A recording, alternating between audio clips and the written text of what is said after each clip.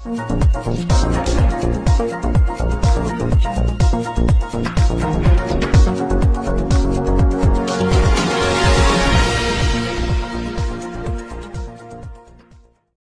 शामिल करते हैं कराची कोरंगी शरीफाबाद से,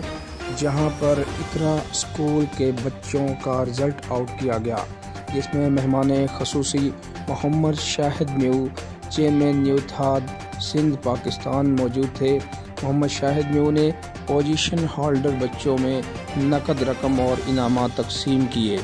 और मोहम्मद शाहिद म्यू का कहना था कि अगर हम इस तरह बच्चों की हौसला अफजाई करते रहेंगे तो बच्चे दिल लगाकर तालीम हासिल करेंगे और एक दूसरे से आगे निकलने का जज्बा इनको रुकने नहीं देगा और यही बच्चे पाकिस्तान का बेहतर मुस्तकबिल साबित होंगे। स्कूल के असातिज़ा ने शाहिद म्यू और प्रोग्राम में आए हुए बच्चों के वालिदैन और दीगर मेहमानों को वेलकम किया और शिरकत करने पर इनका दिल से शुक्रिया भी अदा किया।